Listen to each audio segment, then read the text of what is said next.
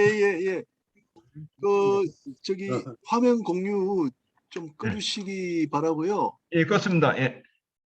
예, 우선은 제가 한번 좀 질문 한번 드려볼게요. 좋은 내용이 너무 많은 것 같습니다. 특히 이제 섹스탄트로 이게 위치 구하는 거 저도 잊어버렸는데 북극성의 고도를 구할 수 있으면 그게 내 우리의 이도다. 위도다는 네. 기본적인 사항인데 너무 네.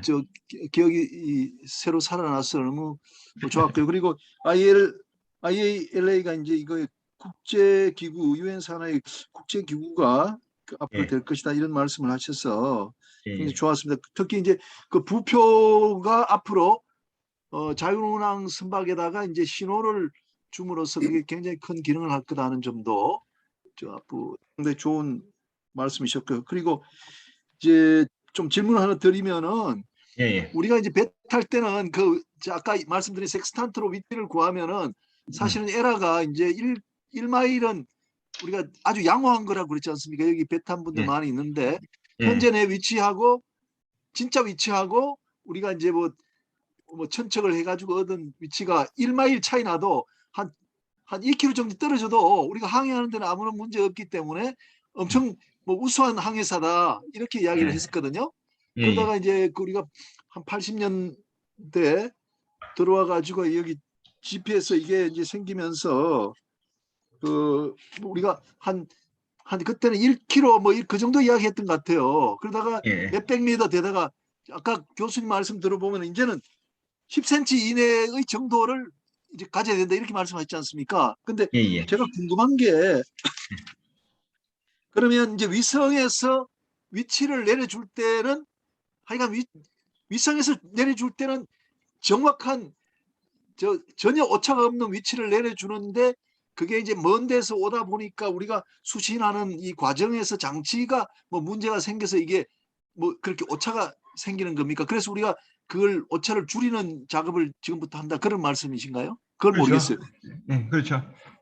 왜냐하면 근본적으로 이성에서 이제 인공위성 이제 세대 이제 4대를 있어서 전파를 쏘는데 그 전파의 종류가 이제 2종류가 있어요. 코드로 오는 경우가 있고 캐리어로 오는 경우가 있는데 지금 대부분 그 코드로 0101에서 오는 그 코드 가지고 우리가 이제 결국은 이성항법 장치라는 것은 이성과 우리 선박 간의 거리 이 거리를 재서 이성이치는 이미 알거든요, 어디인지. 그럼 이성이치 아는 세 개의 점에서 우리와 이성 간의 이 거리를 재가지고 그 거리에 이제 꼭지점이 이제 우리 선박 이치거든요. 그런데 이제 아까 오는 그 방식 중에서 이제 코드로 오는 방식하고 캐리어로 오는 방식인데 우리는 이제 코드로 오는 방식만 썼는데 캐리어로 오는 방식을 우리가 쓰기 위해서는 캐리어를 해석하는 방식을 쓰기 위해서는 우리가 고도의 장비가 필요하고 고도의 알고리즘이 필요하고 그걸 하는 데가 나라가 몇 군데 없어요. 2-3군데밖에 없어요. 그래서 그걸 할 수 있는 어떤 알고리즘 구축,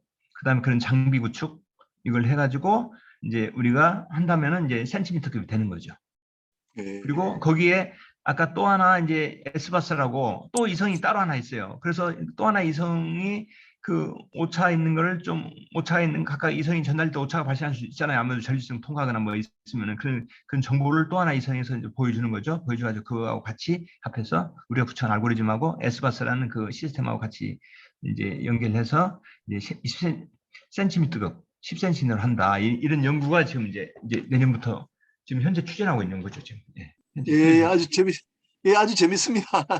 중요한 거는 앞으로 10cm 이내로 된다. 이것만 이야기하겠습니다. 네, 지정 토론 오늘 제가 이제 이정관 전 부산 해사고등학교 교장 선생님, 이정관 교장 선생님은 또 항해사 출신이고 서른 교육 담당을 또 하셨기 때문에 이 부분에 대해서 잘 아시리라 생각이 되어서 제가 정했고 그리고 이제 김현동 선생이라고 이제 부산에 있는 부경대학교 실습전에 지금 항해 교관으로 계셔서 항해 장비들 현재 어떻게 있는지 좀 우리들한테 설명해 주면 좋을 것 같아서 저 부탁을 드릴게요. 그리고 이제 권정호 사장님은 이사학이라고 이제 조선업 쪽에 계신데 아마도 이제 항해 장비들 아마 많이 아실 것 같아서 이제 말씀을 드려놨고 그다음에 한국해대 이제 김두현 학생이라고 지금 실습생입니다. 그래서 실습생들이 어느 정도 이제 항해 장비에 대해서 알고 있는지 또 궁금한 거 이렇게 물어보려고 했고요. 그리고 해양수산부의 이야기를 했더니 김형준 과장님께서 우리 오늘 모임에 이제 세 분이 김형준 씨가 계시는 겁니다. 두 분이 계신데 동명이인이신데 또 김형준 과장님께서 좀 현재 해양수산부에서 이제 항로 표준과 관련한 그런 이제 동향들을 이제 설명을 해주시기로 그렇게 했습니다. 자, 그러면 우선 이정관 교장 선생님께 먼저 마이크를 넘기도록 하겠습니다. 네, 안녕하십니까. 오늘 우리 박 교수님, 박 원장님 강의가 너무 재미있었습니다. 저희가 갑자기 학생들 한 것 같기도 하고 성장하고 있다는 생각도 들었습니다. 그리고 김현진 교수님 이런 자리를 계속 마련해 주셔서 또 감사합니다. 제가 잘 모르지만은 이전을 잘 돌아보면서 한번 몇 가지를 여쭤보고 싶습니다. 그 전에 배를 처음에 올라갔던 기억이 나네요. 컨테이너선을 처음 타고 유럽에 다니는 배를 탔는데 홍콩에 들어가니까 밤에 들어갔었어요. 배가 그냥 바다가 전체가 비친 거예요. 번쩍번쩍거리고요. 그 당시는 뭐 아시다시피 밤 항해도 익숙하지 않은데 부산 출항해서 3일 만에 홍콩에 도착했는데 야, 선장님들은 저 별빛 보고 바다에 불빛 보고 어떻게 구별해서 항해할까? 다 부패였더라고요. 선장님들한테는 뻔히 보이는데 배들한테는 보이지 않는 싱가포르 항해하면서 참 항해 표지들이 많이 도움이 됐다라는 생각을 해봅니다. 사실 아시는 것처럼 이항사들은 낮에는 태양으로 선사이팅으로 위치를 내고요. 또 일항사들은 천문항에도 별 잡아서 스타사이팅으로 위치를 내고 그다음에 오메가, 로란, 데카 이걸로 위치를 내고 또 사망사도 젊은사 같이 했고 저희들은 또 NNS로 같이 한꺼번에 10몇 가지를 쓰면서 위치를 내는 것이 가장 항해에서 중요한 일이 아닌가 싶어요. 그리고 위치를 안 내면 선장님한테 도 맞기도 하고요. 그래서 항상 사실은 뭐 틈만 있으면은 윙브로치 나가서 방로페이지 잡아가지고 위치를 내는데 신경을 썼어서 그랬던 계절인데 이제 그런 시절에 벌써 센티미터로 위치를 낸다는 그런 시절에 들어간다니까 참 세월이 많이 바뀌고 있다. 특별히 NNS에 설치하고 있는 선박도 별로 없었는데 이제 우리나라에서 위성 8개를 쏘아 올려서 이제 우리나라 센티미터 위성 돌아간다니까 참 여러 교수님들하고 관계되어 계신 분들이 애를 쓰고 있다는 생각이 듭니다. 감사하게 생각을 합니다. 특별히 IALA가 이제 저는 이것이 인지운동을 터말했습니다. 이제 IGO로 된다니까 빨리 우리나라에서 청장이 IG에서 청장이 우리나라에서 나왔으면 좋겠다라는 생각도 듭니다. 우리 교수님께서 수고하셨으니까 그랬으면 좋겠습니다. 저는 이 관련해서 몇 가지 좀 세 가지만 좀 말씀을 여쭤보고 싶습니다. 우선은 2018년도에 GPS 교란 문제가 사실은 심각하게 방송이 많이 됐었습니다. 북한에서 물론 우리나라 군함에 서해안 쪽에 인천 쪽에 방해고 있었지만은 인천 항로에 입항하는 선박들은 그런 GPS의 역량을 바라지 않았을까라는 염려들을 많이 하고 있었는데 실제로 그 다음에 발표는 없어서 이렇게 GPS 교란이 들어왔을 때 실질적으로 상선에서 이런 것들 그 GPS 교란했던 위험들을 어떻게 막아내고 있는지라는 것을 하나 여쭤보고 싶고요. 두 번째는 이 말씀을 제가 드려야 될지 모르겠지만은 일단 선박은 가장 안전한 교란 항로 표지가 선박의 위치, 안전을 결정하는 것이기 때문에 너무 중요한데 그것을 현대는 대부분 다 엑디스로 모든 정보가 집결되더라고요. 그런데 이 위치는 지금까지 센티미터까지 정확한데 거의 미터까지 나오고 있고 미터 거의 미터급이라고 해야 되겠죠. 그런데 그 위치를 포트 스테이트 컨트롤에서는 그 위치 기록을 잘 믿어주질 않아요. 사이어 검사도 그렇고요. 계속 기록이 남는데 그거를 계속 종이 차트에 기록하라는 이런 요구를 하고 있거든요.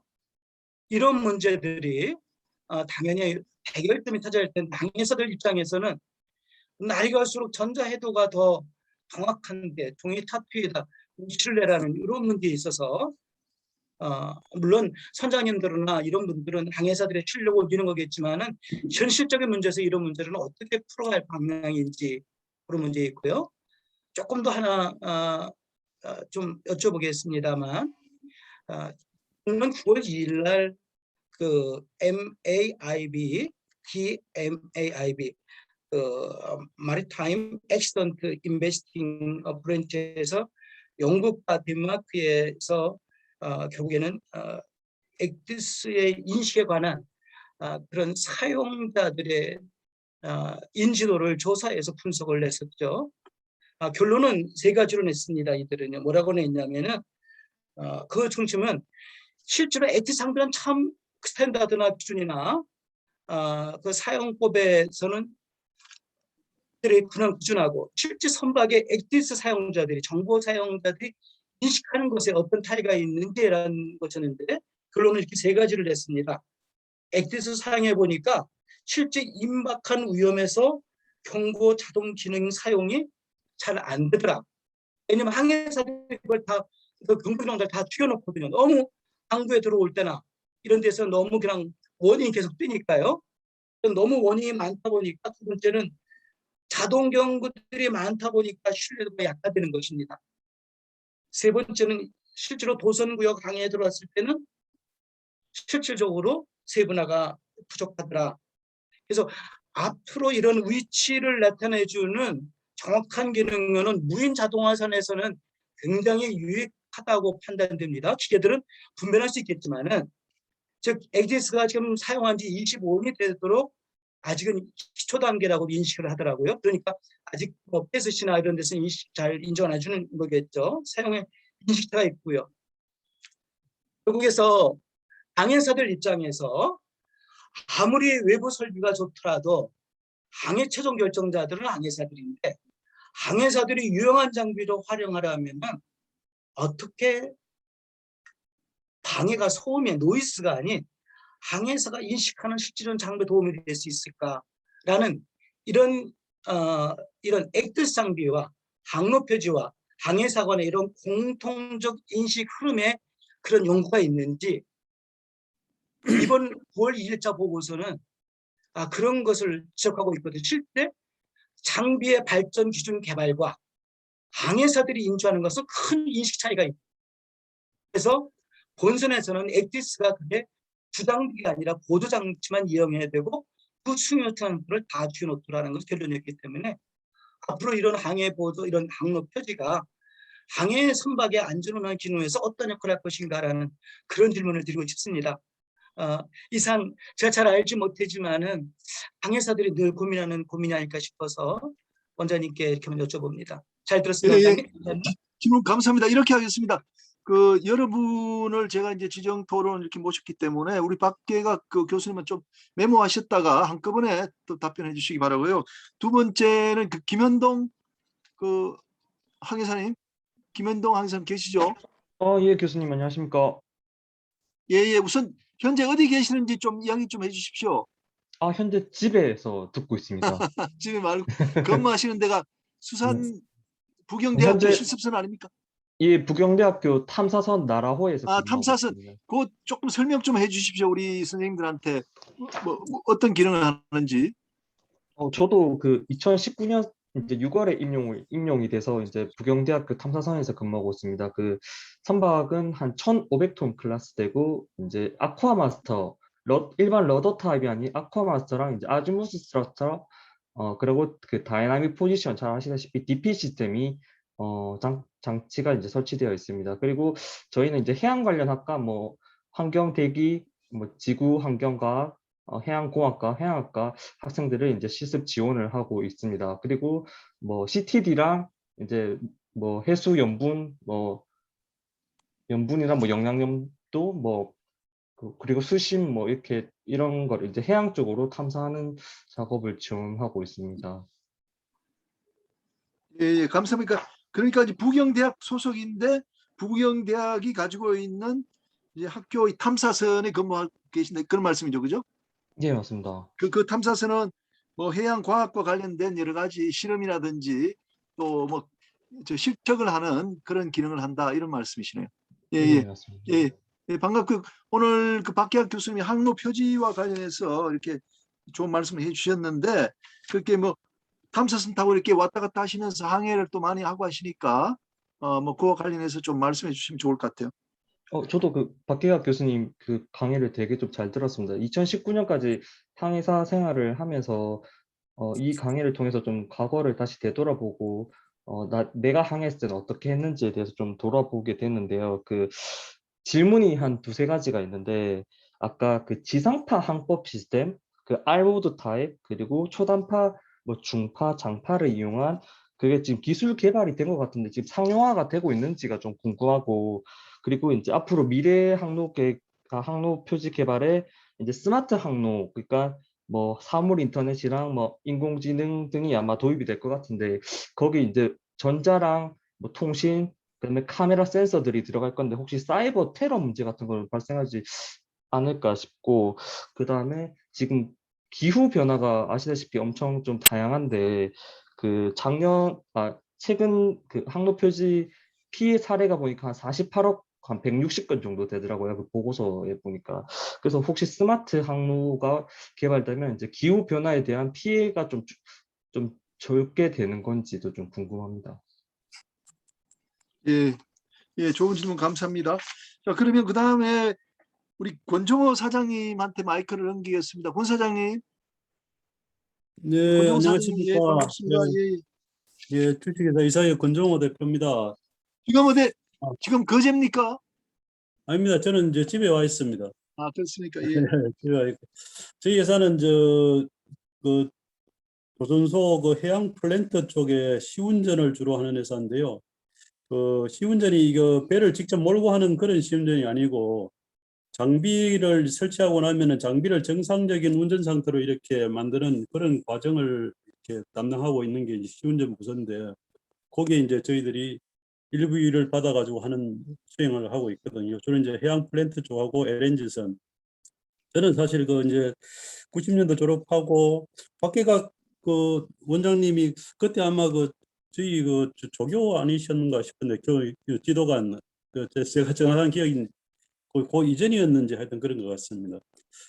어쨌든 저는 이제 96년도까지 배를 타고 그 이후에 사실은 조선업종 쪽에 있었기 때문에 어떻게 보면은 이제 해운 쪽하고는 상당히 좀 거리가 좀 있다고 볼 수 있거든요. 볼 수가 있어가지고 오늘 우리 또 이제 교수님께서 저를 또 이제 지정 토론자로 지정을 하셔가지고 좀 의아했습니다. 그래서 이거 번지를 잘못 짚으신 거 아닌가 싶기도 하고 그랬는데 마침 딱 이렇게 딱 듣고 보니까는 이게 정말로 저한테 상당히 좀 도움이 많이 되고 인사이트한 부분이 있다라는 것을 말씀을 드릴 수 있는 게 제가 이제 조만간에 이제 항해통신 장비 하던 회사를 하나를 지금 M&A를 하려고 하고 있거든요.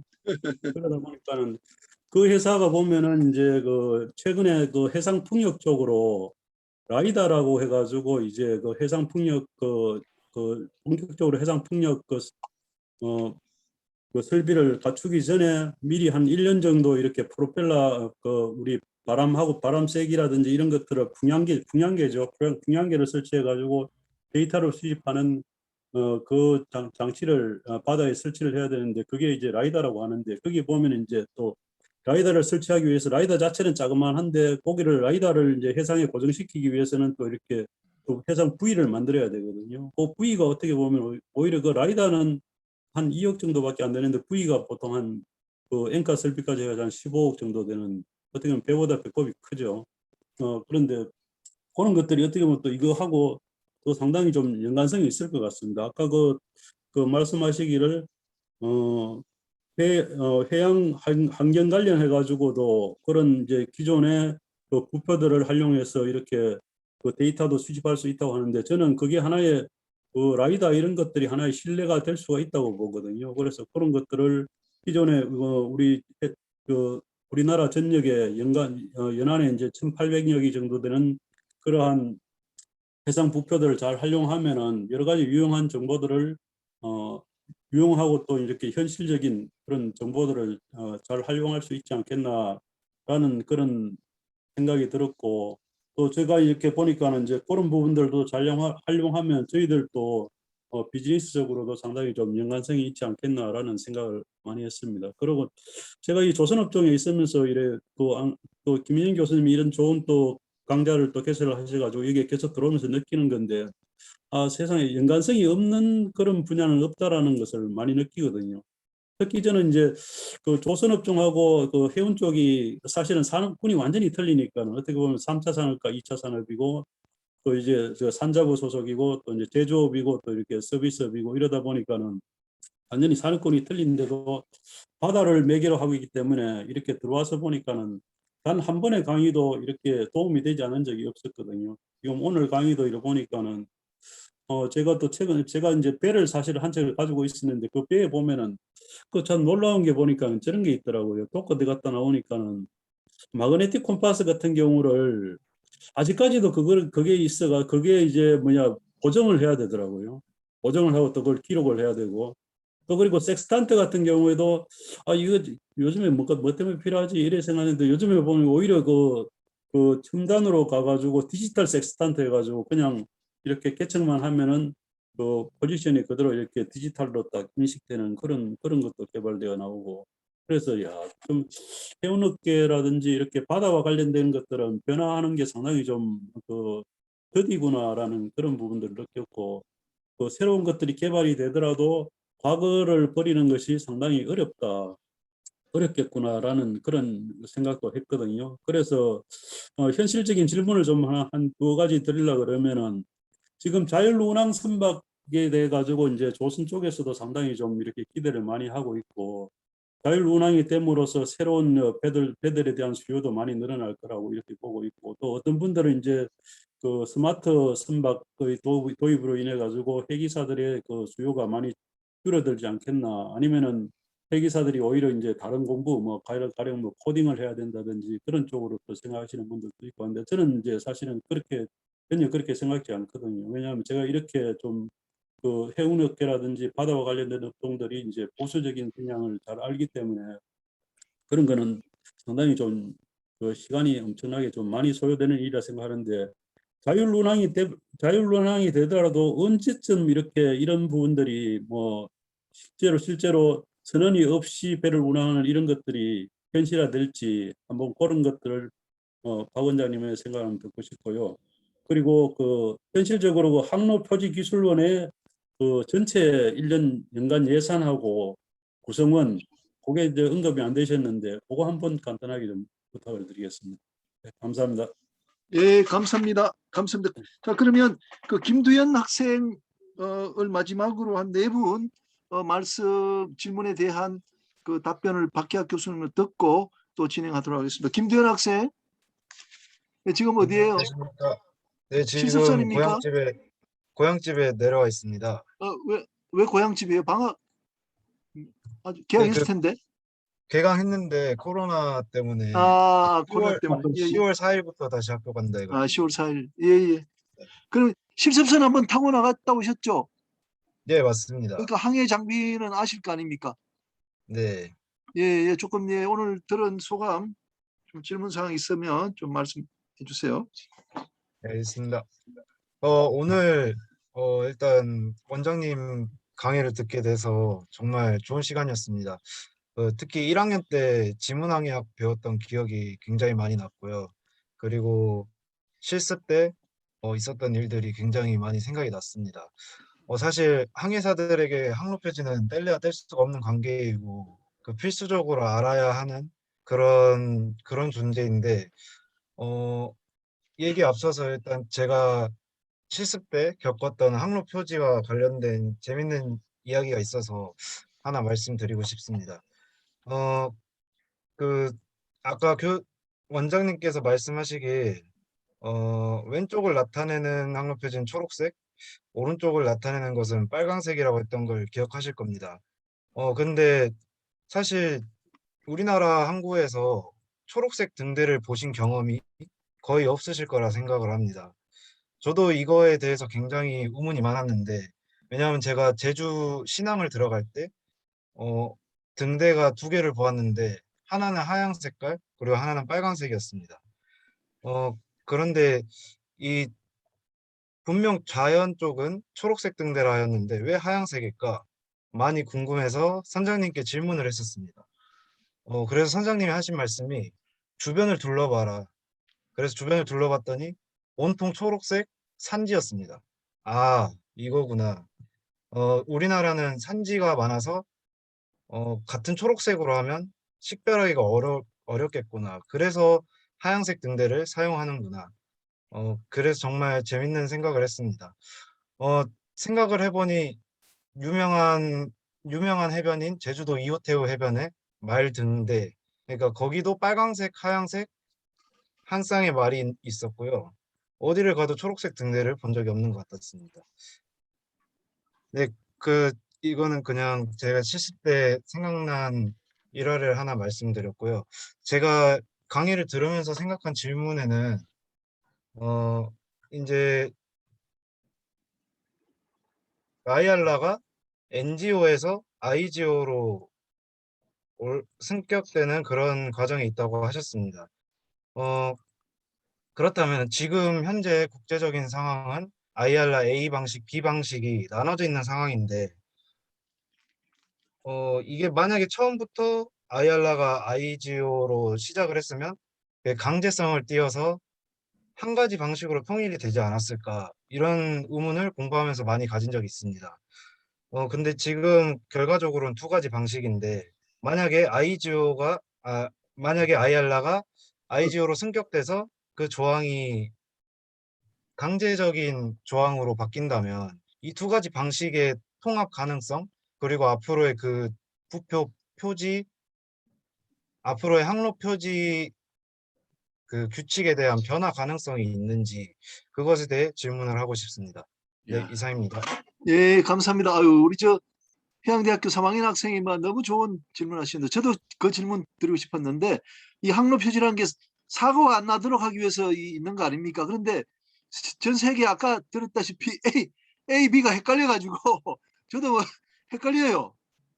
그걸 지금 항로 표지를 하시는 분들이 이걸 계속 서로 두 가지 종류를 헷갈리게 갖고 있다는 건 정말 우리 김도현 학생 말씀처럼 하루속히 하나로 통일해야 될 것 같아요. 그래서 거기에 대해서도 우리 박기학 교수님이 좋은 말씀 해주기 바랍니다. 자, 박기학 교수님, 그럼 네 분의 그 질문에 대해서 좀 간략하게 답변 부탁드리겠습니다. 예. 자, 그럼 먼저 들립니까? 예. 예. 우리 이정관 교장선생님 질문부터 제가 답변을 드리겠습니다.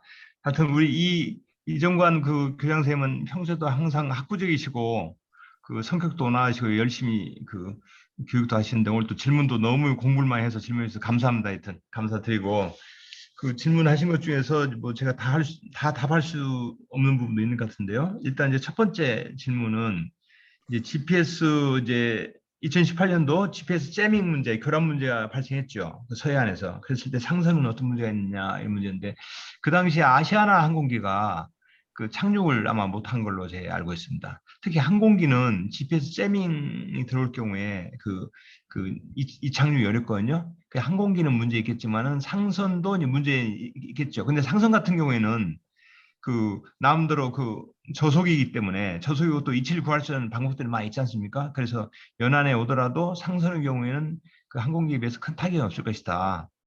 왜냐하면 GPS 없어도 항해할 수 있거든요. 아까도 말씀드렸듯이 등대만 가지고 항해할 수 있거든요. 그래서 일단 상선도 혼란스럽겠죠. 이제 모든 분들이 이제 GPS만 의존을 하거든요. 액세스하고 그러다 보니 갑자기 혼란스럽고 헷갈리겠죠. 이제 그때는 이제 제 생각에는 GPS가 재밍이 들어있다는 정보만 알려주면은 알 수만 있다면은 이제 상선 대처 가능할 것이다. 근데 재밍이 오고 있다는 이 정보를 아마 안 줬다면은 못 받았다면 이제 상당히 이제 좀 위험해질 수 있겠죠. 이제 그런 문제가 있는 것 같습니다. 일단 최소한 상선은 이제 재밍되고 있다는 정보만 알아도 대응할 수 있지 않을까. 근데 이제 항공기는 안 된다. 그래서 저는 상선 문제에 대해서는 그 당시 크게 언급은 안 된 걸로 알고 있거든요. 근데 앞으로는 최소한 우리나라에서 항로표지과에서 그런 사건이 발생할 경우에는 이제 그런 긴급 정보라도 발송한다면은 상선에 큰 도움이 되면 나름대로 이제 GPS 의존 시스템을 보지 않고 다른 시스템으로 치기를 하면 되겠다. 이런 제 견해를 말씀드리고요. 두 번째 질문은 이제 이제 액티스라보다 ENC죠. 일렉트로닉 내비게이션 차트, 이제 전자해도죠. 이 전자해도의 이제 법적 문제 이것 때문에 굉장히 다툼이 있었는데 제가 알기로 전자해도를 어떤 식으로 만드느냐, 벡터 방식이냐, 매핑 방식이냐 이걸로 굉장히 논란이 있다가 현재 있는 종이해도 그걸 그대로 스캐닝해서 받아들여서 거기다 이제 그 정보를 표시하는 이 벡터 방식으로 전자해도를 만들기로 통일이 됨으로 인해서 그 이제 그 전자해도의 법정화 문제는 없어졌다고 제가 알고 있거든요. 근데 그 여전히 이제 전자해도가 그 뭐 문제가 있다는 그는 전 잘 일단 현장에서 그런 문제가 있는지 모르겠습니다. 일단 법적으로는 국제적으로는 수로구에서는 이 종이해도를 그대로 스캔해서 쓰면 종이해도잖아요. 그래서 거기다 그걸 이제 법정해도로 쓰면 문제 없을 것이다. 그런데 이제 종이해도하고 이 전자해도 관계는 또 어떤 문제인가 그건 아직 잘 몰라요. 좀 연구를 해서 답변을 드리겠습니다만은 일단 벡터 방식의 전자해도가 쓰고 있기 때문에 그 전자해도는 문제가 없다. 법적으로 법적 그 장비다, 법적 해도다 이런 말씀드릴 수 있고요. 그 다음에 이제 그 액티스 문제죠. 액티스에 보면은 그 액티스가 기능이 엄청 많아요. 그러다 보니 알람이 너무 많이 울립니다. 그래서 그 알람이 너무 많아도 항해사한테 방해가 되고 너무 적어도 안전항에 도움이 안 되고 여러 가지 그 문제가 있거든요. 어떻게 최적화된 알람을 선정할 것인가. 이걸 이제 연구를 한 사람이 있어요. 오랫동안. 크레소에 보면은 김홍태 박사라고 그분이 오랫동안 이걸 심리적으로 연구하고 지금 그 실험도 하고 있거든요. 그래서 이제 이런 문제는 이제 계속 지금까지 연구했지만 앞으로도 어느 정도의 알람을 주고 어느 정도는 알람을 안 줄 것인지 이걸 이제 항해사의 심리라든가 항해의 어떤 효용성 등을 생각해서 이제 그 연구를 계속해야 되기 때문에 아직 미지수의 문제고 일단은 그 말씀에 공감을 하면서 이건 계속 연구하고 있고 그 이제 알람은 적정수의 알람 꼭 필요한 알람만을 울리게 하는 그 연구들이 계속되고 있다 여전히 그 우리나라 그 최고의 대가는 크리스에 이제 김홍태 박사님이 하고 있으니까 이제 그 계속 이제 좀 편리하게 잘 될 것이다 이런 말씀을 드리고 싶고요. 그다음에 네 번째 질문은 이제 아까 말씀드린 이제 항로표지에 대한 항로표지가 이제 항해사를 위한 역할 말씀하셨는데. 여전히도 저희들이 이제 연안항해 할 때는 물론 액티스를 보고 하지만은 결국은 도선사들이 지금 뭘 보냐면은 도선사들이 인천항 들어올 때도 보면 중시선을 봅니다. 중시선만큼 중요한 그 정확한 없거든요. 중시선만큼 정확한 그 선의 측정망이 없기 때문에 여전히 항로표지라든가 그 눈에 보이는 이제 물리적인 그런 이제 어떤 물표 일종의 항로표겠죠. 물표나 이런 것들이 여전히 그 도선사나 항해사가 의사결정하는데 확신을 줄 수 있다. 그럴 땐 여전히 이제 항로표지가 유용하다. 이런 말씀 드릴 것 같고 그런 유용한 역할을 할 수 있도록 저희들도 예를 들어서 중위선이 있는 그 산 봉우리 봉우리에 항로표지 등대를 설치한다든가 이래 해서 그런 이제 항로표지가 항해사한테 이제 그 등대라든가 이런 것들이 전자적인 방법 아니라도 도움을 줄 수 있는 그런 걸 계속 강구할 필요가 있다. 이런 말씀을 드리고 하여튼 좋은 질문을 생각합니다. 이상으로 이제 이정관 그 이제 박사님한테 이 정도 답변을 드렸는데 답이 됐는지 모르겠습니다만 인터하고 그다음 김현동 우리 그 교수님한테는 첫째 이제 보안 문제를 얘기했어요. 그러니까 보안 문제 알모드 상용화 문제를 했는데 알모드 상용화는 지금 우리나라는 아직 되고 있지 않습니다. 지금 연구를 2년째 하고 있고요. 우리나라는 2년째 연구를 하고 있으니까 아마 2, 3년 연구가 하면 우리나라 상용화 될 것이다. 이 말씀드릴 수 있고 유럽에는 연구가 상당히 진척돼서 벌써 상용화 단계에 가까워지고 있다. 이 말씀드릴 수 있고요. 그 다음에 그 아까 말씀드린 그 항로표지가 스마트 항로표지로 활용됨에 따라서 여러 가지 이제 정보를 그 수집하고 전달하는 과정에 사이버 테러 가능성이 있다. 이건 굉장히 중요한 문제 같아요. 중요한 문제인데 우리는 거기까지 깊게 연구 안 했는데 앞으로 그런 것도 제가 보기엔 중요한 연구의 대상 아닌가 싶습니다. 연구를 해서 그 항로표지 정보를 테러를 하기 위해서 일부러 가짜 정보를 항로표지 치드한 정보를 가짜 정보를 줄 경우에 안전에 큰 위협을 줄 수 있잖아요. 그런 연구도 필요하다. 그리고 좋은지 해서 감사하다 생각합니다. 이걸로서 답변을 대신하겠습니다. 그 다음에 권종호 대표님은 제가 아마 지도관 할 때 학생했던 같은데 얼굴 딱 보니 기억이 나고 왜 니는 선배하고 이름이 같냐 해서 야단도 내치고 그런 것 같아요. 왜 니는 그 내 2년 선배하고 이름이 똑같냐 얼굴은 틀리고 그런 적이 있는 것 같은데 하여튼 만나서 반갑습니다. 하여튼 내 틀림없이 지도관 했을 겁니다. 하고 권종호 대표께서 말씀하신 거는 아까 해상풍력에 이제 해상풍력 그 시스템에 이제 라이다가 필요하고 라이다를 작동하기 위해서는 이제 부표가 필요하다. 이런 건 굉장히 우리도 이제 관심을 가지고 봐야 될 것 같습니다. 그래서 현재도 그 항로 표지에 라이다를 장착하는 그런 아이디어까지는 아직 못 냈어요. 왜냐하면 라이다는 많은 전력이 필요해요. 라이다는 전력이 필요하기 때문에 이제 그 물론 항로 표지에 라이다를 부착해서 주변의 선박을 그 이제 선박에 그 접근한 정보로다 이걸 알면 더욱더 정확한 위치 정보 선박을 모니터할 수 있겠죠. 그것도 차후에 우리가 응용 과제로서 응용 테마로서 연구할 필요가 있다 생각합니다. 항로 표지에 라이다를 달아서 주변 선박과의 거리 관계를 측정해서 그 선박이 어느 정도 위험에 빠져 있는가 그걸 판단할 수도 있거든요. 그래서 중요한 정보라 생각하고 아주 좋은 그 아이디어에 감사의 말씀 드립니다. 그리고 두 번째는 그 이제 자율운항이 언제 현실화될 것인가. 근데 이건 굉장히 어려운 문제인데요. 근데 기억하시겠지만은 60년대 일본에서 M0선을 만든다 했어요. M0선. M0는 맨 제로예요. 사람 제로. 사람 제로선을 만든다 해서 엄청나게 그 유효한 적이 있거든요. 그때 일본이 그 자동화가 굉장히 발달되고 자동화 연구를 일본에서 가장 활발히 하고 세계 1위로 돌아야 할 때 그때 이제 일본이 과감하게 선박에 선 하나도 안 탄 선박을 만들겠다 해서 M0 프로젝트를 추진한 적이 있었거든요.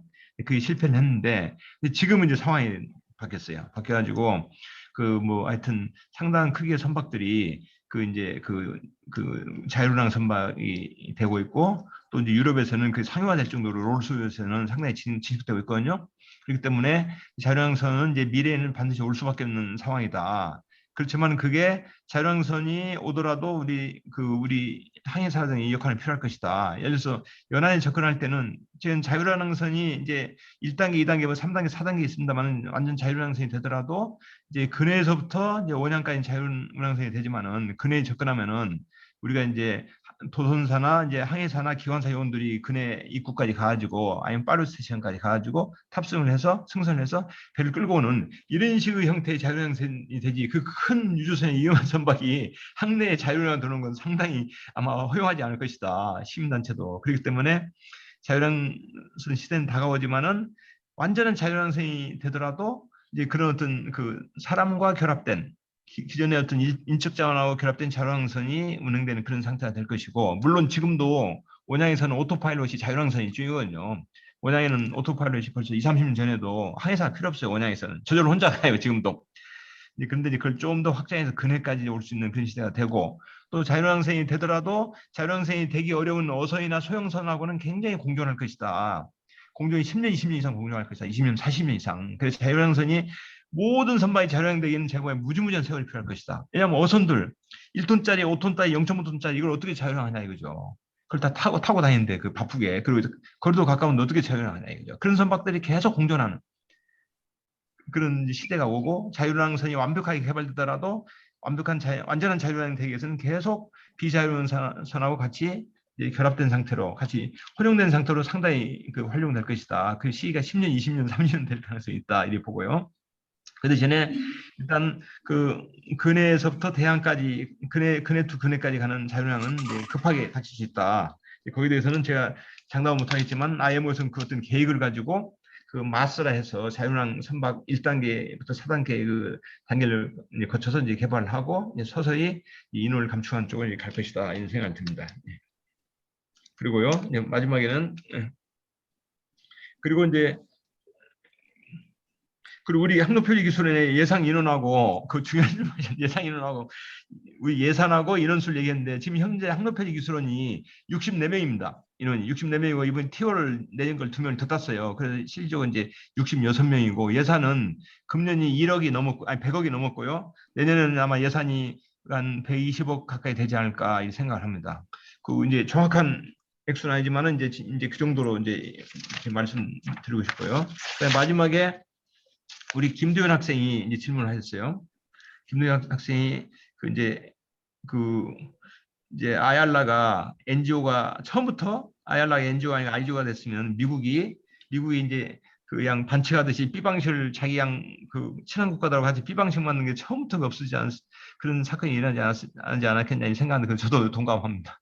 근데 아시겠지만 근데 처음부터 그 강력한 제도가 있었으면 그런데 결국은 국제적인 협력 협정은 힘은 올리더라고요.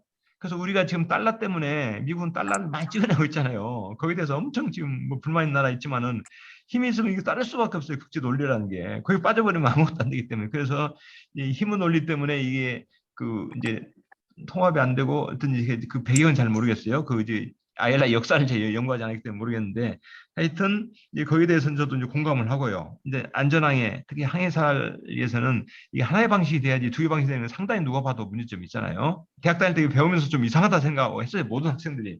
왜냐면 시험 문제도 시험 공부하기도 귀찮고 골치 아프잖아요. 그래서 하여튼 근데 하여튼 이게 과연 미래에 IG가 되면 통합이 될 것인가. 근데 아마 통합을 쉽게 하지 않으나 싶어요. 왜냐하면 미국이 그때까지 세계 제1, 2 슈퍼국가 된다면은 그 양보 안 할 수도 있어요. 양보 안 하면 그 못하는 거거든요. 또 우리가 미국하고 관계가 깊기 때문에 이제 또 그 이제 국제적인 그 이제 정서상 정치적으로는 그 쉽지 않고 이론적으로는 그게 맞는데 과연 현실적으로 그게 가능할까? 거기서는 제가 확답을 못 드리겠지만 일단 학자적인 입장에서는 이 IG가 되면 자꾸 권유를 해서 미래에는 가능하면 안전은 심플해야 되거든요. 안전이 복잡하면 항상 사고가 나요. 뭐든지 심플 is 베스트. 그래서 가장 가능하면 심플하게 IG가 되면 만드는 그걸 권유하도록 계속 많은 분들이 얘기하고 미국도 또 그때 마음 변하면은 따르면 우리나라도 따라야 되겠죠. 근데 일단은 그것도 이제 쉽지 않은 정치적 문제다. 이제 이리 말씀드릴 수 있겠습니다. 예. 뭐 이 정도로 예, 제가 100% 답 못했지만 일단 한 데까지 답을. 예, 박 교수님 대단히 감사합니다. 이렇게 하겠습니다. 우리 그 김영준 과장님은 우리 관례에 따라서 이제 말씀들 다 들어보시고 마지막에 좀 뭐 종합 정리 또 코멘트 해주시면 좋을 것 같고요. 그 사이에 이제 김정수 캐나다에 계시는 선장님께서 또 이제 그 토론을 신청하셨기 때문에 김정수 선장님께 마이크를 드리도록 하겠습니다. 예, 안녕하세요. 우리 김인영 교수님, 이거 수고 많으십니다. 이거 이 토론방이 요새 아주 기다려져요.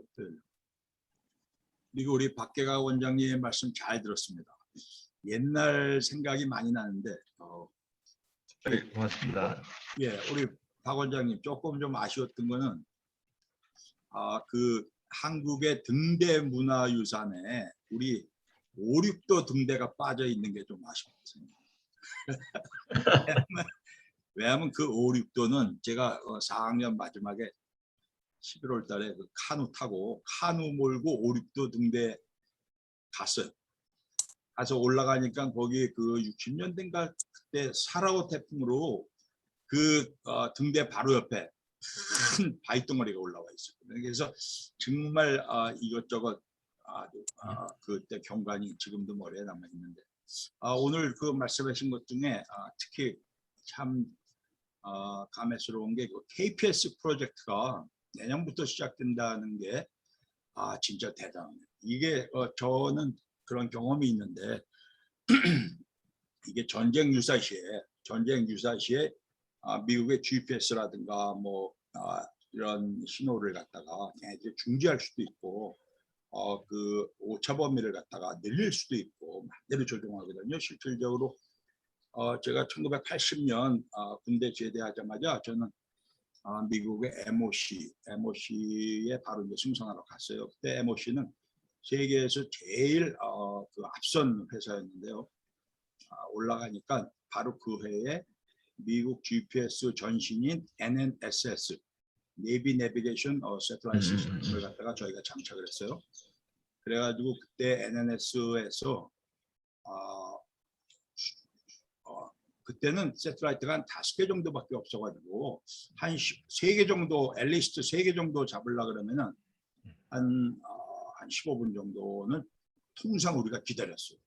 세틀라이트 다 뜰 때 3개 정도 보일 때까지 우리가 기다리고 잡고 그랬던 시절이 있었는데 그때도 신호를 갖다가 이라크인가 어디하고 뭐 전쟁한다 하면서 걔네들의 오차 범위를 갖다 확 늘리고 막 그러더라고요.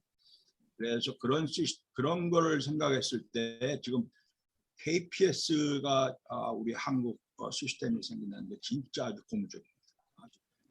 참 그동안 수고들 많이 하시고 이제 뭐 한국이 돈이 되게 많네요.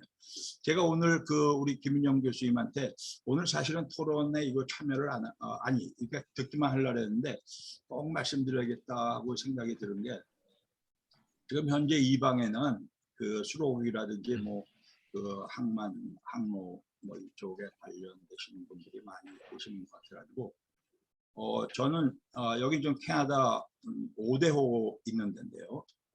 여기 미국 디트로이트 건너편에 삽니다. 전 여기서 지금 세일링을 갖다가 계속 하고 있는데요.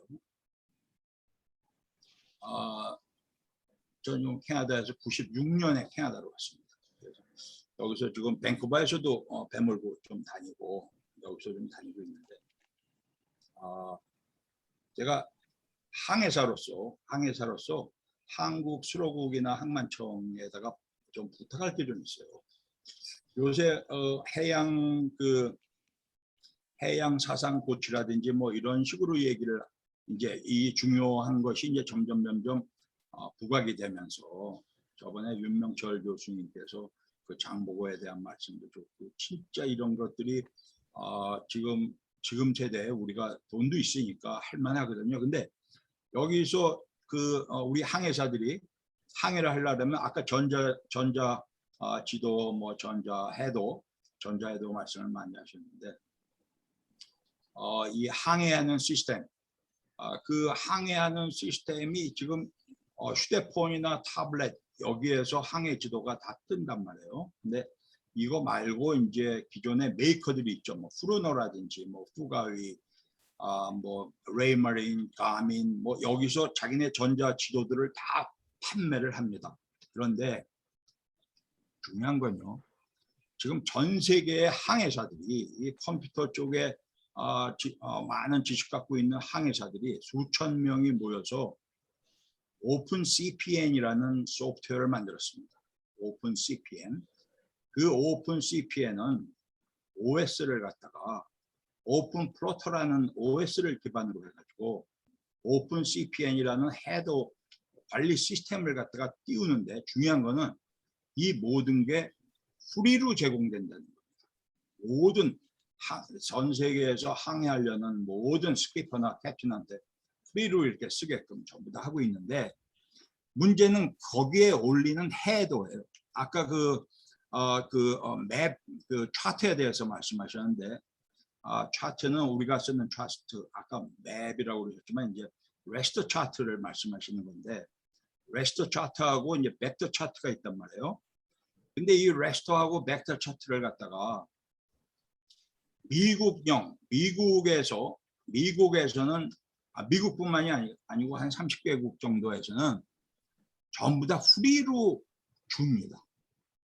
누구나 공짜로 쓰게끔 그 미국의 NOAA에서 공짜로 다운로드 받아가지고 오픈 CPN이라는 소프트웨어에서 오픈 CPN은 꼭 OS 오픈 플러터에서 돌아가는 게 아니고 윈도우라든지 지금 아이패드 애플 OS에는 안 들어가는데 그 윈도우 기반으로 하는 모든 타블렛 또는 휴대폰, 아이패드에서 다 들어가요. 그래서 이 오픈 CPN에 프리로 전 세계에다 까는 오픈 CPN에 그 각국 정부에서 공짜로 주는 레스터나 벡터 차트를 갖다가 올려가지고 사용을 하고 있습니다. 저희가 지금. 그런데 그 많은 나라가 공짜로 주고 있는데 한국은 왜 공짜가 아니냐. 그래서 그걸 갖다가 좀 우리나라 수로국에서도 좀 이런 문제를 갖다가 좀 개선을 좀 해가지고 공짜로 받아 쓸 수 있게끔 이제는 할만하지 않느냐. 지금 뭐 한국에 돈도 많고 우리 각 부처의 예산도 많으니까 좀 디지털 시대에 우리나라의 디지털 차트만큼은 전 세계 사람들이 공짜로 쓰게끔 하자. 이걸 갖다가 예, 잘 알겠습니다. 예. 디지털 차트 한국에서 좀 제공하도록 해달라 이런 말씀이 있었어요. 근데 이제 박기학 교수님은 수로국당은 좀 아니시라서 좀 이따 과장님께서 좀 말씀을 한번 해주시면 좋을 것 같고요. 그 다음은 한기철 도순사님이 신청하셨습니다. 한기철 도순사님.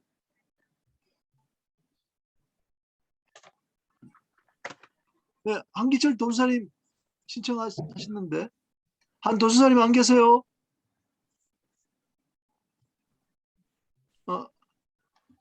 예. 예, 박기학 원장님 반갑습니다. 예, 제가 지금 반갑습니다. 부산 신항에서 지금 도선 중이다가 잠시 지금 한 15분 뒤에 지금 도선하러 나가야 되는데 마침 8시부터 좀 쉬고 있어가지고 강의 잘 들었습니다. 아니 지금 한기철 도수사님 저 어떤 일 하시는지 우리 그 오늘 참석하신 분들한테 좀 설명부터 일단 좀 해주십시오. 어떤 일 하시는지. 예. 저는 부산 도선사로 있는 한기철 도선사입니다. 현재 부산 신항에서 지금 야간 근무 중인데요. 아까 우리 박규락 그 원장님 그 강의를 들으면서 실제로 우리 도선사들이 아까 그 중시선에 대해서 말씀을 드렸는데, 지금 저희가 옛날에 그 전파항해도 있고 지문항법이 있지만, 사실 저희 도선하는 입장에서는 한가하게 그 윙브리지에서 레이더를 보거나 이럴 시간이 없기 때문에 실은 목측에 의한 그런 안전항해가 굉장히 중요합니다. 그래서 요즘 비근한 예를 들 것 같으면은 지금 그 부산항, 그러니까 부산 그 역사 바로 옆에 보면 크루즈 최신 크루즈 그 터미널이 개장이 됐는데요. 정작 크루즈 터미널이 개장이 됐는데 옛날에 이 크루즈선이 대형화되는 것을 예측을 못 해가지고 부산항 대교가 높이가 66m거든요. 근데 크루즈가 20만 톤 넘는 대형 크루즈가 나오면서 이 에어드라프트가 다리보다 높기 때문에 정작 대형 크루즈가 부산항 내에 들어올 수 있는 그런 상황이 일어났어요. 그래서 이것을 가능한 한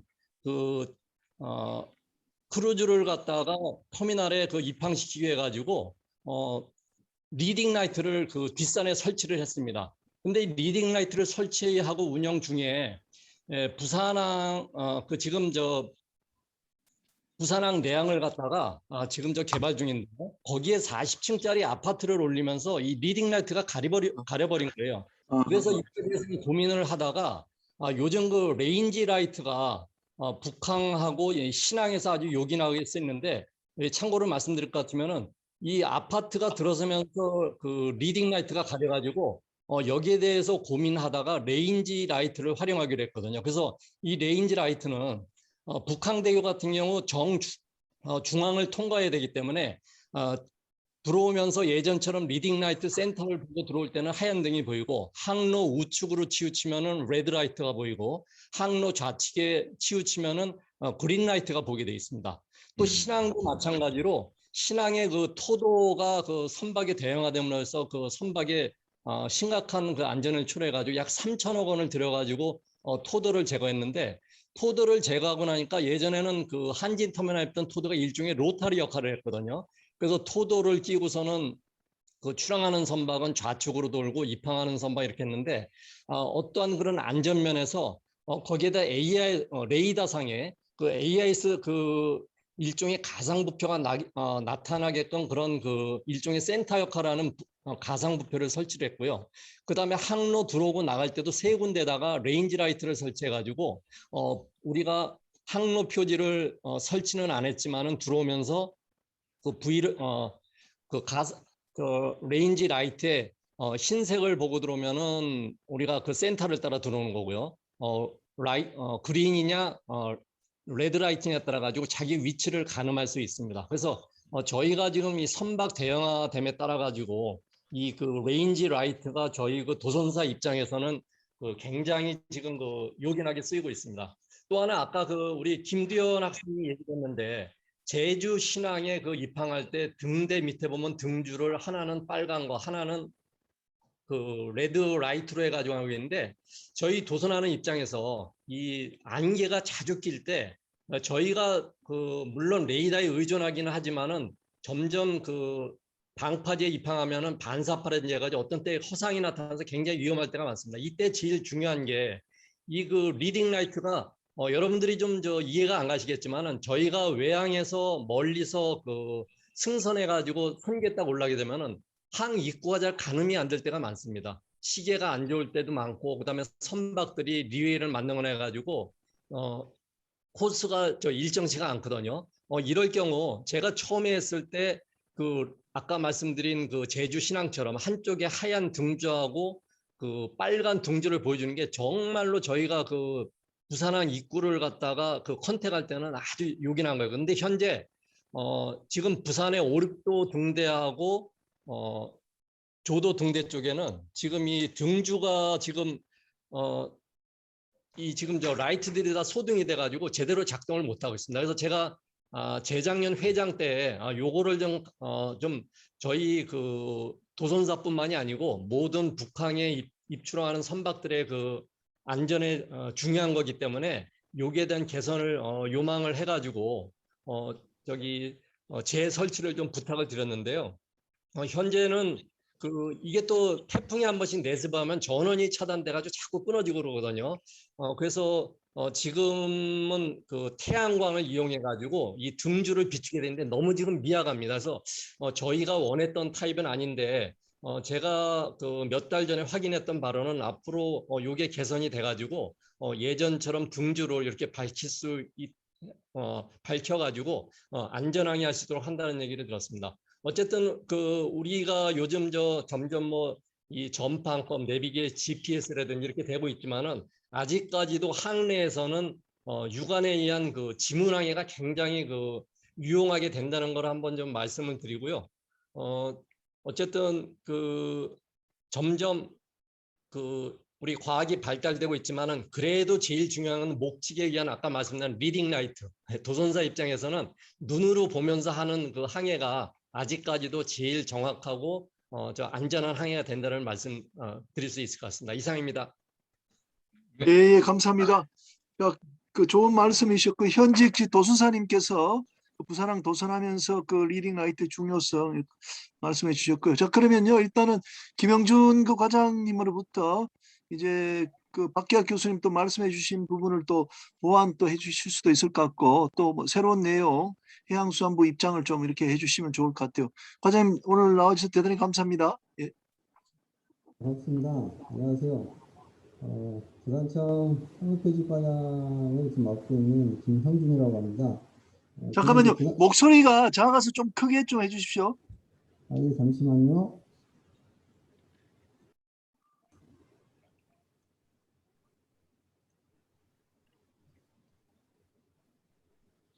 지금도 잘 안 들리세요? 잘 안 들리십니까? 지금 최대로 했는데 안 들리세요? 그래도 뭐 들을만 합니다. 예. 예, 들을만 합니다. 예, 제가 지금 볼륨을 최대로 놨습니다. 안녕하세요. 저는 부산청 항해표지과장 김영준입니다. 저는 이제 금년 7월 1일자로 부산에 발령을 받았고요.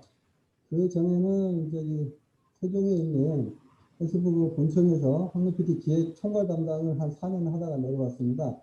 오늘 박계각 원장님이 발표하셨던 저희 내용들을 제가 있을 때 지금 다 기획하고 진행하고 지금 되는 사항들인데요. 아까 질의하시는 것 중에 제가 추가 좀 보충 설명할 건 하고 향후 우리 항해표지가 어떻게 갈 건지에 대해서 총론으로 간략하게 말씀을 드리고자 합니다. 아까 좀 전에 GPS가 교란이 발생됐을 때 상선 같은 경우에 대책이 있느냐 이렇게 궁금하셔가지고 물어보시던데요. 실제 지금 GPS 잼밍으로 인해서 2010년부터 16년까지 선박이 한 1000여 척, 항공기 한 2000여 척, 통신 우리 휴대폰 중계기죠. 한 2,500개소가 지금 다 목통이 되는 적이 있고요. 뉴스에는 나오지 않았지만 항공기가 하나 추락해서 사망한 사례도 있었습니다. 국내에. 그리고 지금 잼밍을 해수부에서 북한에서가 잼밍을 어느 방향으로 거냐하면 선박의 밀집도가 가장 많은 서해안 쪽에 주로 걸고 있습니다. 그래서 저희들이 2011년부터 인천과 서해안 쪽에 북한에서 인위적인 잼밍을 걸 때 관측할 수 있게끔 잼밍 관측소 3개소를 현재 운영을 하고 있고요. 실제 16년, 14년 때는 저희가 제일 먼저 컨택을 해서 국방부라든가 저희들 국가위기센터라든가 이렇게 좀 제공을 해서 이렇게 나온 사례도 있습니다. 이런 잼밍을 저희들이 예방을 하기 위해서 지금 이노란이라든가 알모드라든가 이런 걸 지금 개발하고 있는데요. 우리 국민들이 왜 그러면 잼밍을 막지 못할까 아마 궁금증이 있을 거예요. 이게 아는 사람은 그냥 쉬운 건데 일반적인 국민은 잘 모를 거거든요. 실은 인공위성이 지금 한 2만 킬로 고도에 떠 있습니다.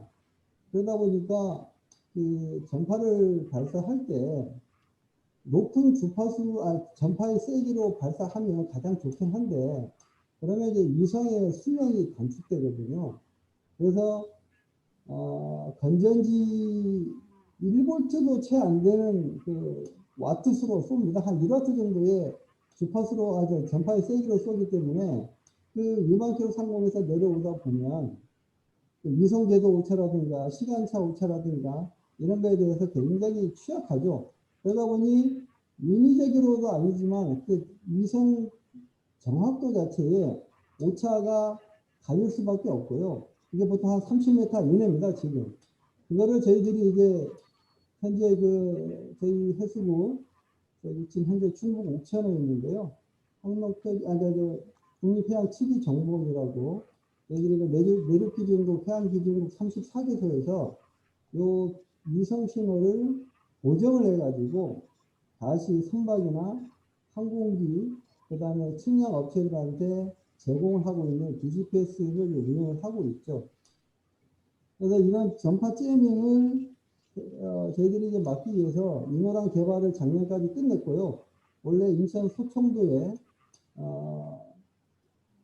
인호랑 송신국을 하나를 지금 구축하고 있습니다. 이게 구축이 되면 광주, 포항, 그 다음에 소청도를 해가지고 서해안 쪽에 내년부터 내후년부터 인호랑 시범 서비스를 관공서, 그 다음에 우리 해경, 그 다음에 우리 해군 이쪽에 일단 우선 서비스를 할 겁니다. 그럼 이 선박들은 DGPS와 인호랑 통합 수신기를 저희들이 개발을 해놨습니다. 그래서 지금 현재 수요를 좀 조사를 하고 있고요. 이걸 이제 보급을 해서 시험 운영을 할 예정입니다. 그렇게 되면 제밍에 대해서는 좀 더 이제 안전하게 이제 항해를 할 수 있을 거고, 그게 상용화가 되고 안정화가 되면 우리나라의 전 원활 선박에서는 이제 수신기를 탑재하면 제밍에서는 좀 자유로워지지 않을까 그런 생각을 하고 있습니다. 그리고 또 하나 이제 아까 이제 그 김정수 사장님께서 이제 그 디지털 차트를 무상으로 해주면 안 되겠냐. 물론 이게 국립해양조사원의 업무이긴 한데 일부는 지금 베타 버전 형식으로 해서 무료로 지금 제공이 되고 있고요. 그 일환으로 저희 해수부 항로표지과에서 해로드라는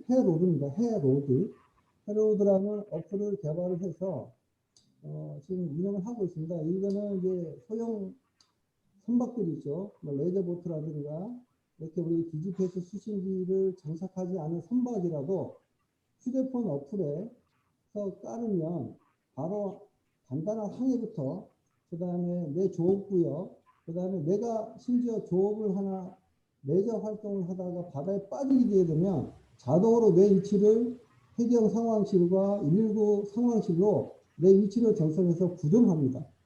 실제 지금까지 한 500여 명을 지금 현재 구정을 했고요.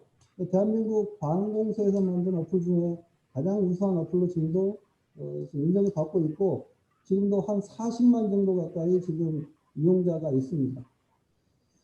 그리고 또 하나 아까 부경대 김현동 항사님이 스마트 항로 폐지 관련해서 나중에 이게 되면 사이버 보안 문제가 있지 않냐, 저희도 그걸 염두하고 있습니다. 그래서 이번 스마트 항로 폐지 연구개발 R&D를 지금 340억을 들여서 지금 하고 있는데요.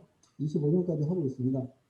여기에는 우리 디지털 저작권 관리라는 해상교통정보의 DRM 등 콘텐츠 보안 기술 같은 것도 다 반영이 되어 있고요. 그 다음에 지금 아이아라하고 IMO하고 같이 공동으로 보안 솔루션을 지금 만들고 있습니다.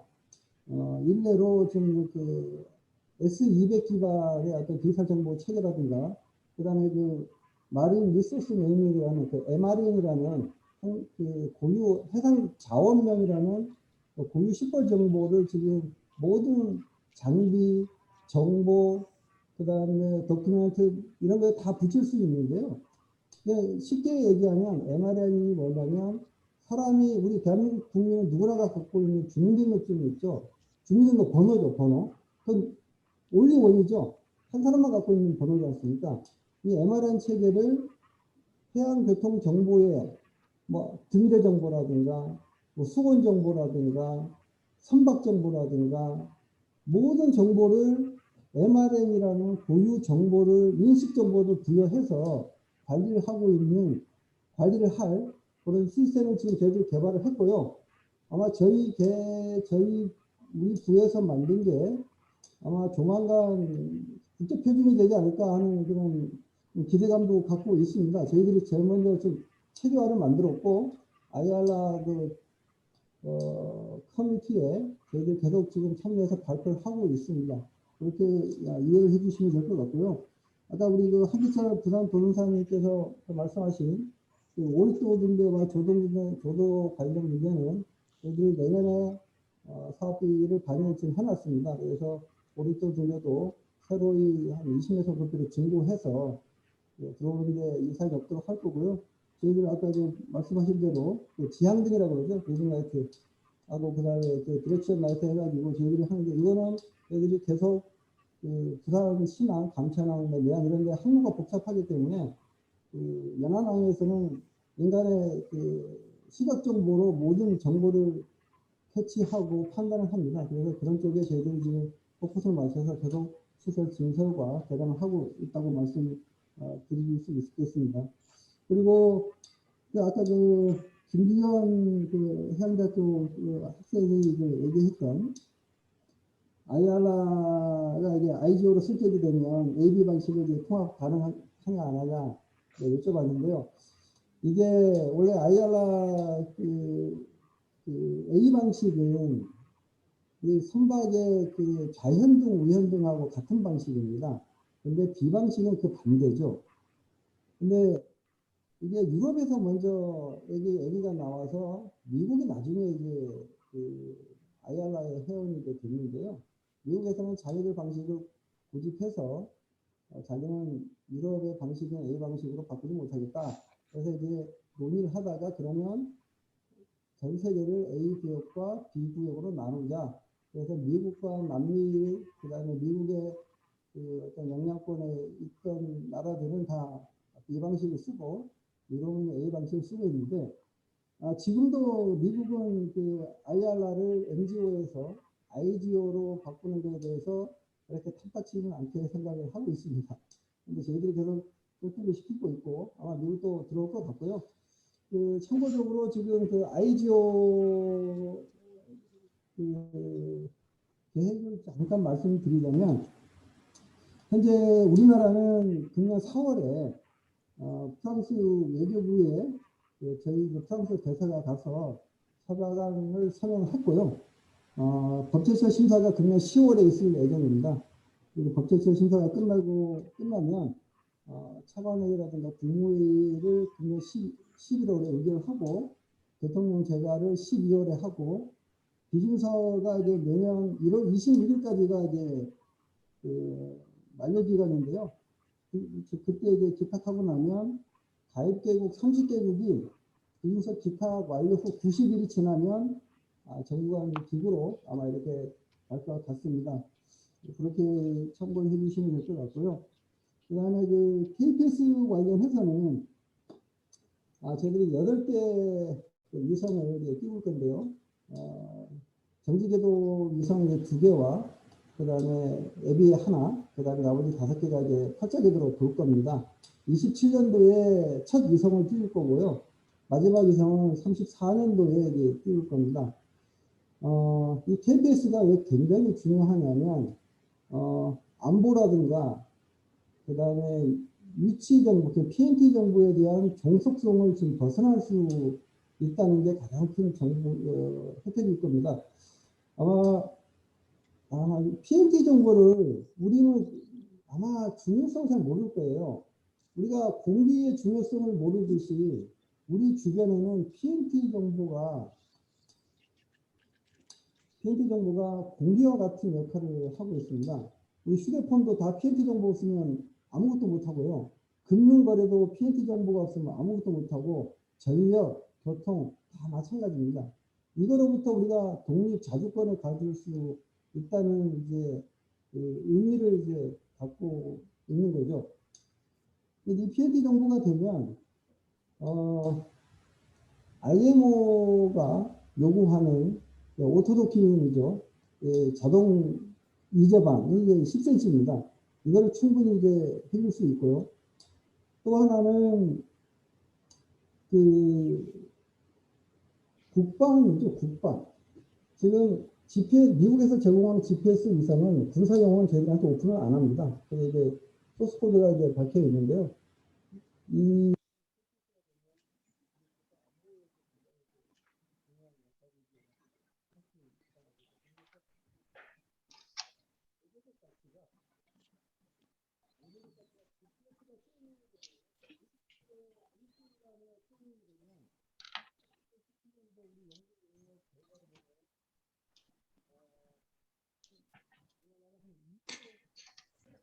과장님 마이크가 꺼진 것 잘 안 되는 것 같은데 되나요?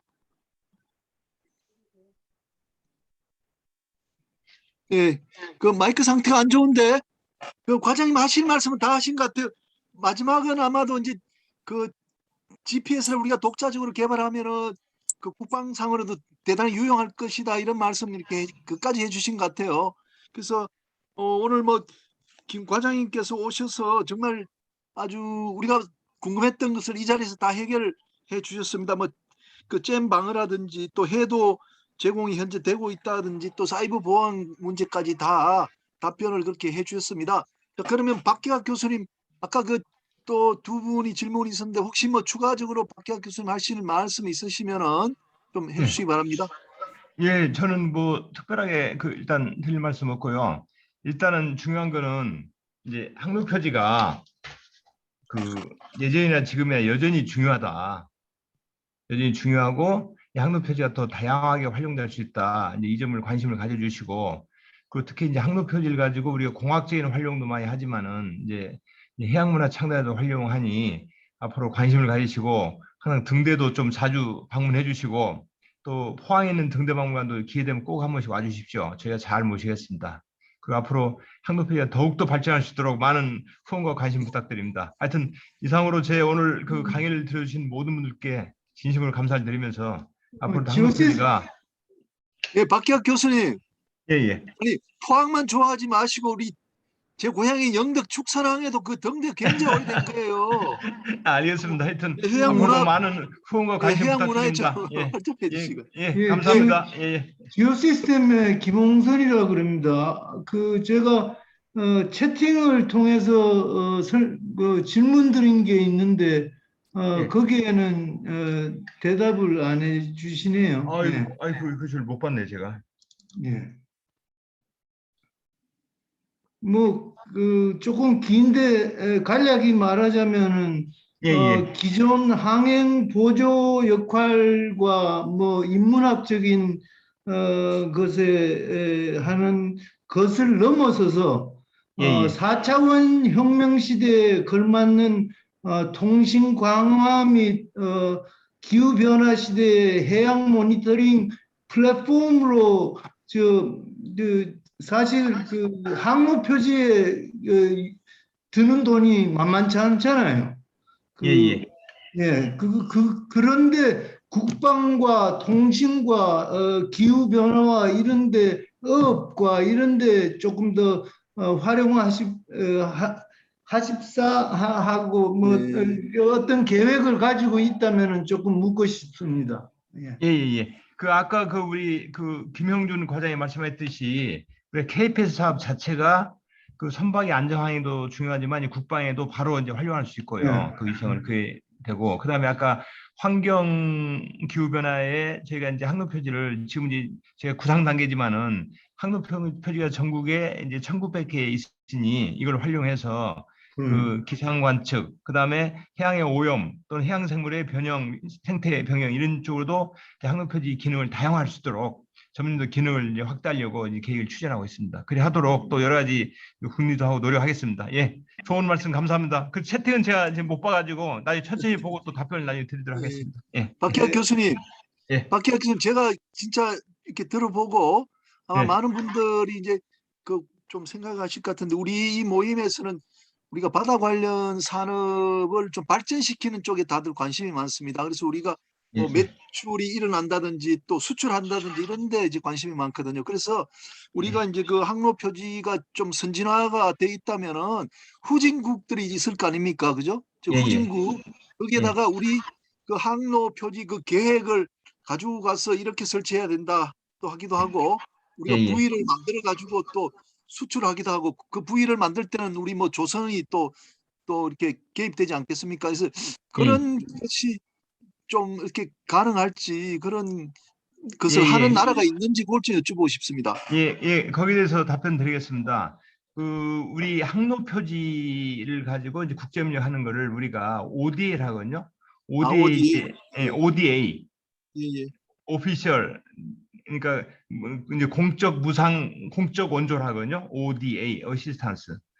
그 공적 원조를 저희가 지금까지 해왔는데, 그 저희 해수부하고 항로표지 기술원에서는 2014년 12월부터 약 2년 24개월 동안 필리핀을 대상으로 최초로 저희가 그 코이카 사업으로 한국 국제협력재단 있지 않습니까? 그 사업으로 저희가 필리핀의 항로 표지에 이제 그 장기 개발 마스터 플랜 저희가 만들어 드렸고, 그 이후에 이제 그 저희 마스터 플랜에 근거를 해서 필리핀에서는 이 항로 표지 선박, 그다음에 항로 표지 이제 기지창 등등을 만드는 사업을 이제 수출입은행의 EDCF 사업이 있습니다. 그건 이제 무상이 아니고 유상 원조입니다. 차관 원조거든요. 그걸 통해 지금 진행하고 있고, 저희가 최초로 한 건 필리핀이고, 그 결과가 이제 처음에는 무상 원조지만 그게 이제 유상 원조로 바뀌어서 우리나라 그 각종 조선이나 그 이제 그 해양 항공기 산업체 뭐 이런 업체들이 진출할 수 있는 길을 하나 만들었고, 그게 최초고요.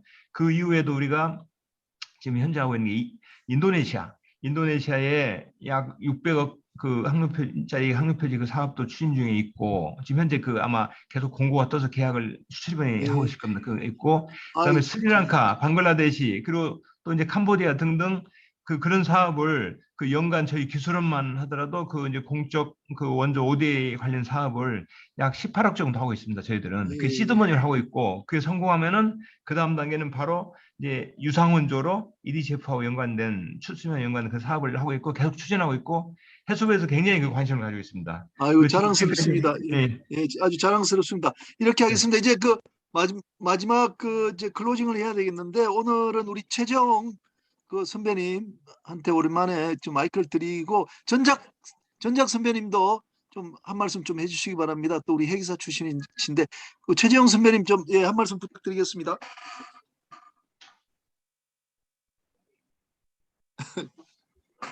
마이크를 꺼버리 잘못했나 보다.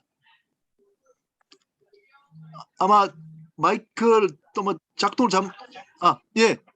예, 마이크 누른다면서. 예, 좋습니다. 예. 네, 저는 솔직히 이 부분에 대해서는 참 문외한인데 오늘 좋은 공부를 많이 했습니다. 박 교수님 강의를 들으면서 이게 항로 표시라는 게 이런 것이고, 해상 그 운송业 관련해서도 이게 굉장히 중요한 부분이구나 하는 걸 느꼈고, 또 각국에 이것을 수출할 정도로 우리가 이 부분에 있어서 굉장히 높은 실력을 가지고 있다는 것도 이제 알게 되었습니다. 앞으로도 우리 그 나라에서는 정말 선진국이 된 우리나라에서는 ODA로 이것을 정말 주요 그 개도국들에 이렇게 널리 이제 확대해 나감으로써 그에 수반되는 또 다른 수출의 길을 또 열 수 있지 않나, 이렇게 또 생각이 됩니다. 오늘 좋은 강의 잘 들었고요. 대단히 감사합니다. 예, 감사합니다. 좋은 말씀 감사합니다. 예, 전작 선배님, 예. 예, 오늘 박계각 원장님 강의 잘 들었습니다. 70년대 말에 제가 울산에서 중동으로 VLCC 선박을 탄 적이 있었어요. 그때 주로 지문항해, 오늘 강의했던 항로 표지를 이용한 지문항해나 별을 보고 항해하는 게 주가 되었었습니다. 전파 항해는 오차가 심해서 이용을 못했습니다. 오늘 강의를 들어보니까 여러 가지 항로 장비들이 발전이 되고 해서 센티미터 단위까지 오차범위를 줄인다고 하니까 참 감회가 새롭네요. 특히 저 싱가포르의 원패담 뱅크라고 기억이 나요. 원패담 뱅크. 거기에 대해서 이름도 이제 헷갈리고 비가 오는데 그 윙브리지에 나가서 뭐 피라클이라고 하는가요? 아주모스서클인가요? 이름도 이제 잘 기억이 안 나요. 1분 단위, 각도 1도 단위로 그 선장님한테 한교 그 선교 안에 있기 때문에 밖에서 마이크를 대고 1도 단위로 방위를 불러준 적이 있었어요. 길을 맞으면서 옛날 생각이 많이 납니다. 오늘 강의 잘 들었습니다. 예, 고맙습니다. 예, 감사합니다. 오늘 그 우리가 좀 공부한 내용은 뭐 그 산업 자체는 아니고 이제 그 운송을 도와주는 역할을 하는 이제 항로 표지였었는데 아마 이제 처음으로 들으신 분들은 또 생소한 것도 있고 좀 재밌게 들으셨을 것 같습니다. 이것이 이제 그 수출까지 우리가 할 수 있는 단계까지 왔다고 하니까 굉장히 자랑스럽습니다. 우리 박기학 교수님 또 원장 하시는 동안 그 항로 표지원 잘 이끌시고 다시 이제 학교로 돌아가시기 바라고 다음 주부터 우리 멤버로서 꼭 참여해 주시기 바랍니다. 예, 감사합니다. 예, 알겠습니다. 예, 고맙습니다. 예, 여러분 수고 많으셨습니다. 이만 마치도록 하겠습니다. 감사합니다. 고맙습니다. 예, 수고하셨습니다. 예, 선생님 잘 들었습니다. 예, 김정수